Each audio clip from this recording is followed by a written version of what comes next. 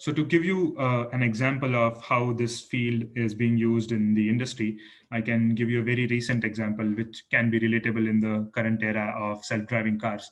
That uh, we know that we already discussed that a goal for self-driving car is to go from point A to point B. And how a car does that is that it tries to follow a set of waypoints that are generated by the brain of this self-driving car. And the problem that where you need to follow the set of waypoints is called problem of path tracking in or self-driving cars domain. And currently in the industry, there is a famous state space control technique called as model predictive control, which is being used to solve this problem of path tracking. And this is what I was mentioning about. So if this is your car and this is the path that you want to follow, you can use a model predictive control technique to solve that problem. You may not know what model predictive control is right now, but it's good to hear these words so that you're aware of what techniques that are there out. So this is a very simple block diagram that describes how a path tracking control system works. So your system of interest is essentially a vehicle dynamic systems, which, as we discussed earlier, which takes in the angle of steering wheel as an input and the vehicle velocity as an input. And it generates the position of the vehicle as an output. And what your path tracking controller does is it compares the current position of the vehicle with the reference position that you want to achieve and operates on that to give you the necessary inputs that you want for the system. And that's how a path tracking controller usually operates. So this is a feedback control system designed using state space control techniques. Uh, so with that example, we can look at some of the state-of-the-art application in this field. And we can start with powertrain control. Powertrain control is nothing but control of engine and transmission systems. So for an engine system, the famous control problem that is being solved for a long time is called the idle speed control. Now, what is idle speed control? Say you are driving a car and you stop at a traffic light and you put your car into neutral. So what that means is your car is not off. The engine is still running at a very low RPM, which is called the idling RPM of the engine. And let's say while waiting at the traffic light, you turn on or turn off the AC, you turn on or turn off the music system of your car. And what that does is it puts or removes the load on your engine. But even with the presence or absence of this load, your engine has to maintain the RPM that it is running. And this problem is in automotive domain is defined as idle speed control problem. And state space control techniques are used to solve this idle speed control problem. Another important aspect of control in engine domain is air fuel ratio control, where you have to control how much air gets mixed with how much fuel to either obtain a higher performance or a higher fuel economy. And some of the other applications in engine area include throttle control, knock control, detecting faults that are coming into the engine, etc. And if you're working with a car that has an automatic transmission, you know that you don't have to change the gears for the car. The gears are changed automatically, and that is called the transmission shift control problem. And state-based techniques are used to solve that transmission shift control problem. And in the current field of hybrid vehicles, you have energy management problem, which is currently being solved by you making use of state space techniques. Uh, now that the powertrain control is done, we can move to other application, which is the vehicle control. And primarily, vehicle stability control is done using state space control techniques. Now, on your car, you may have seen certain indicators on your dashboard which say electronic stability control or traction control. And all those things come under vehicle stability control. And usually automotive manufacturers or control designers are using state space techniques to solve this problem. And if you are looking at certain other non-automotive application, then you will have motion and flight control for aircrafts, controlling guided missiles in defense sector, and control of drones in either health sector or e-commerce sector. So now we know what are the applications of this field in the industry and the academia. With that, we can take a look at which are the leading software and hardware solution providers that are relied on for this field. Starting with the software solution providers, there are two aspects for the software side. So To get into this domain, you can either use some sophisticated software solution that can help you simulate the system dynamics and can also offer you tools to design and test your control algorithms. Or else, if you want to do more experiments with your control design, or say you want to come up with a new control architecture, you can use open source programming languages which can handle matrix operations and differential equations.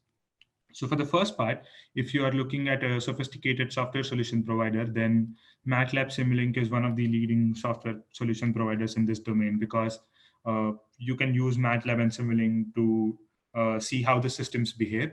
And they also offer a lot of toolboxes to help in the process of control design. Another company in this domain is called DSpace. They not only offer the support from the software side, but they also offer tools that help you connect your software to a hardware. So you can test your software and hardware hand in hand, and that's why they're important. And apart from that, if you're interested in any academic or personal projects, then you can use Arduino boards and the software that comes with it to test and develop some control architectures. But as I said, if you are more interested in developing complex control architectures, or if you want to play around more with the control system, then you can use open source programming languages. And the two primary languages that are used in industry and academia are the Python and C++. And specifically C++ is used to deploy the control algorithms that you develop on a real world hardware. So essentially, the sophisticated software package providers also convert ultimately your code into a C++ code before you can use it on a real world hardware. So having knowledge of C++ goes a long way in this area. With the software side covered, we can move on to hardware side. And many automotive tier 1 suppliers provide control system hardware along with the control algorithms. And one of the major player in this area is Bosch, which is very famous for engine and fuel control systems. But they are not only limited to that, they offer control applications in every aspect of automotive system. Then another similar company is Continental, which also work across the spectrum of the automotive domain. Another company, which is called Delphi, they're very famous for propulsion control and power electronics application. And some of the other companies which work on specific systems are Mando, Valeo, Johnson Controls, etc. With that covered, now it's time to go a little bit deep and cover some technical content and some basic technical concepts.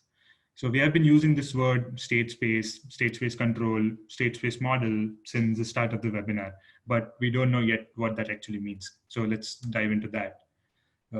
So, like we have already established that system dynamics can be defined using a set of differential equations.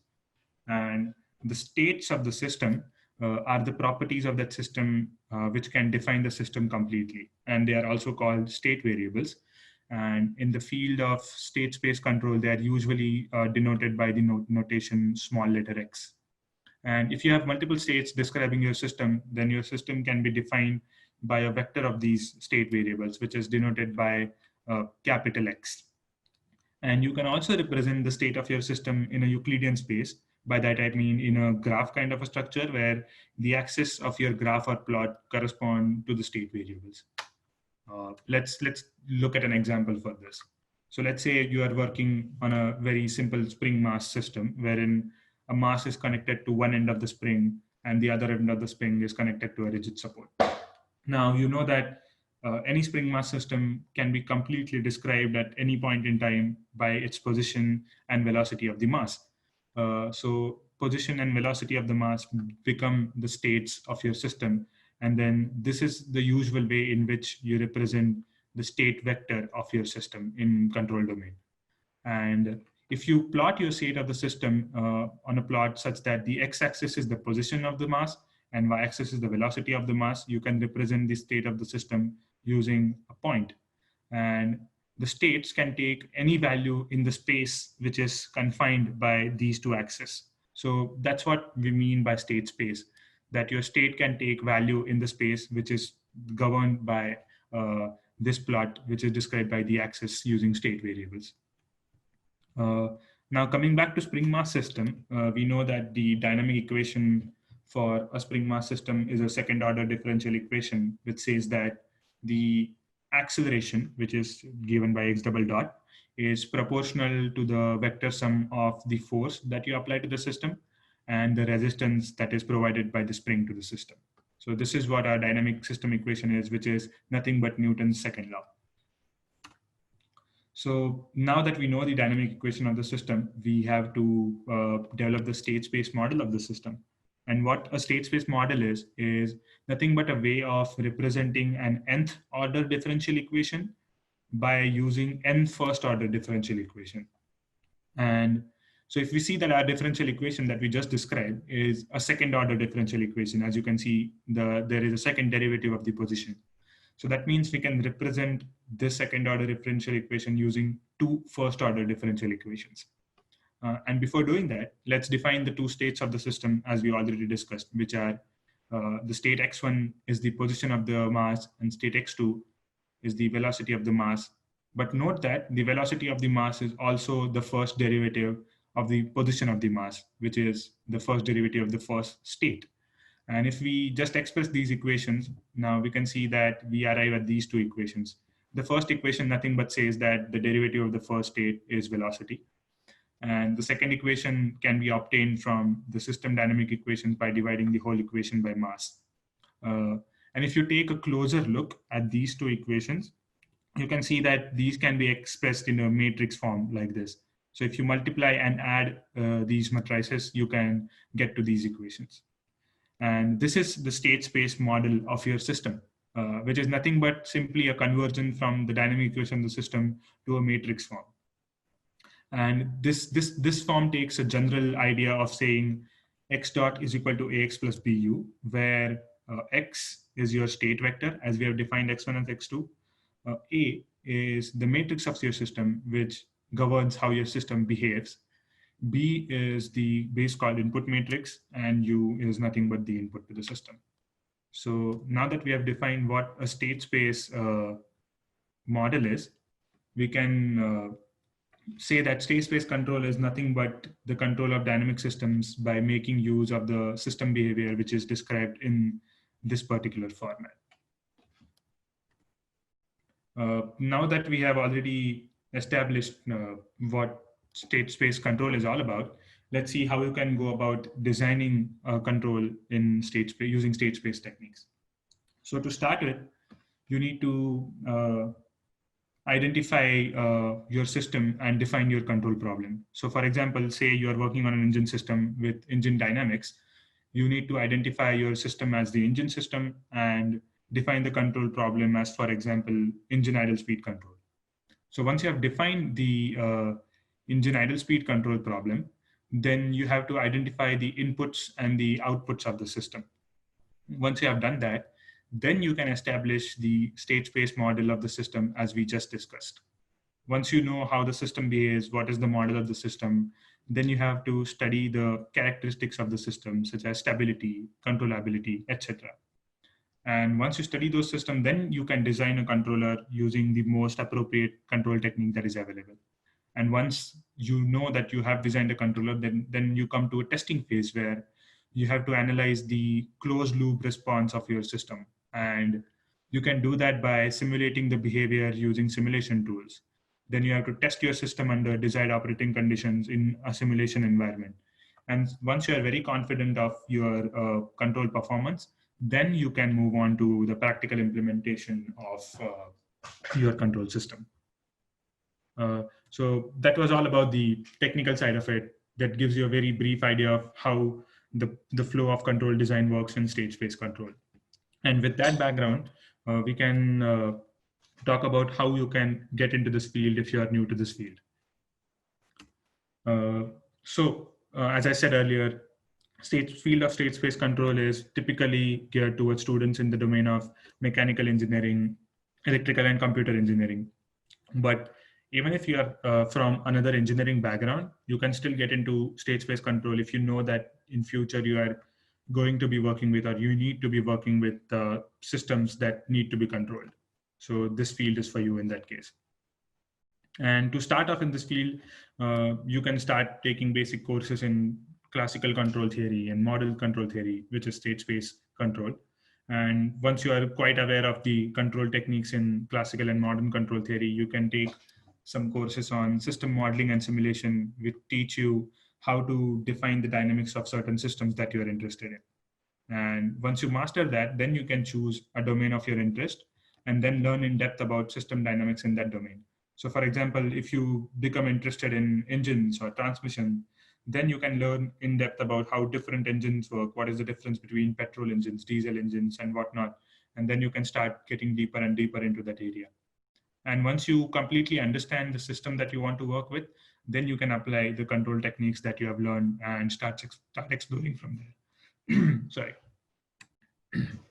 Now, with that, let's talk about what background you need to excel in this field for long run. So considering that you are interested in an automotive field, you of course need significant knowledge of automotive systems.